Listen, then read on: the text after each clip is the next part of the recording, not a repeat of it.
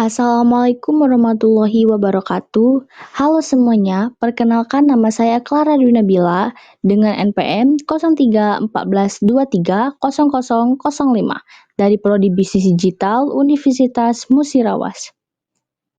Assalamualaikum. Nah, kali ini pada mata kuliah pemrograman dan Big Data, saya akan menjelaskan tentang materi pengantar teknologi web. Apa itu teknologi web? Teknologi web adalah kumpulan teknologi yang memungkinkan komputer berbeda berinteraksi dan bertukar informasi melalui jaringan internet menggunakan bahasa markup dan multimedia. Web sendiri adalah kumpulan halaman yang berisi teks, gambar, animasi, suara, video, dan lain-lain yang dapat diakses melalui internet dengan menggunakan Universal Resource Identifier atau URL. Sejarah singkat web. Web bermula dari CERN, European Laboratory for Particle Physics, di Jenewa pada tahun 1989.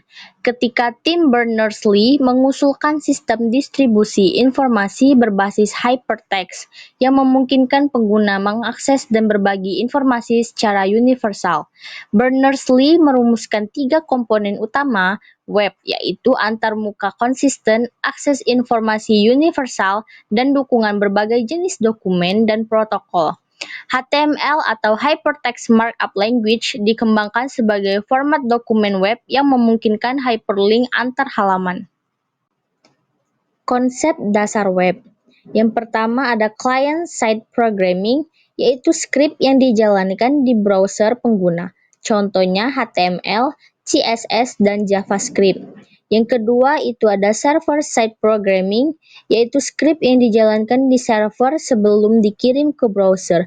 Contohnya PHP, ASP, dan JSP. Yang ketiga ada web server, yaitu komputer dan software yang menyimpan dan mengirim data ke klien, misalnya Apache, MySQL, dan PHP.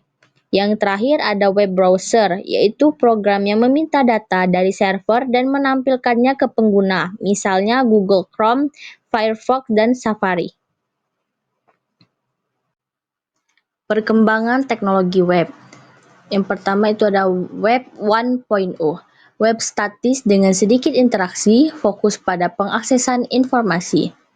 Lalu, Web 2.0, yaitu web interaktif yang memungkinkan kolaborasi dan konten dinamis, muncul sekitar tahun 2004. Lalu, Web 3.0, web semantik yang mengintegrasikan AI dan data terstruktur untuk pengalaman pengguna lebih cerdas. Komponen utama pengembangan web. Front-end, yaitu bagian yang dilihat dan diinteraksikan pengguna seperti HTML, CSS, dan JavaScript. Lalu, back-end, bagian server yang mengelola data dan logika aplikasi seperti PHP, MySQL, Node.js. Lalu, framework dan CMS, alat bantu pengembangan web seperti Laravel, React, WordPress. Jenis-jenis teknologi. Yang pertama ada browser, yaitu perangkat lunak yang menginterpretasi kode web dan menampilkan halaman seperti Google Chrome, Firefox, Safari, dan Internet Explorer. Yang kedua ada HTML, yaitu bahasa markup untuk membuat struktur halaman web. Yang ketiga itu ada CSS atau Cascading Style Sheet untuk mengatur tampilan dan gaya halaman web. Dan terakhir ada bahasa pemrograman yang digunakan untuk membuat fungsi interaktif dan dinamis, baik di sisi klien maupun server. Contohnya JavaScript, PHP, dan ASP. Jenis-jenis situs web. Yang pertama, situs statis. Konten tidak berubah dibuat dengan HTML dan CSS. Yang kedua, situs dinamis. Konten dapat berubah berdasarkan interaksi pengguna menggunakan server-side scripting, misalnya PHP dan Python. Yang ketiga, situs e-commerce, yaitu platform untuk melakukan transaksi jual beli secara online. Yang keempat ada blog, situs untuk berbagi artikel dan konten. Proses pengembangan web. Yang pertama itu ada perencanaan, menentukan tujuan dan audiens situs. Yang kedua ada desain, membuat wireframe dan prototype. Yang ketiga itu pengembangan, menulis kode HTML, CSS, dan JavaScript. Yang keempat, pengujian, memastikan situs berfungsi dengan baik di berbagai perangkat dan browser. Yang kelima, peluncuran, mengunggah situs ke server dan membuatnya tersedia untuk publik. Yang keenam yaitu pemeliharaan, memperbarui konten dan memperbaiki masalah teknis. Nah, yang terakhir itu ada cara kerja web. Yang pertama, pengguna memasukkan URL di browser.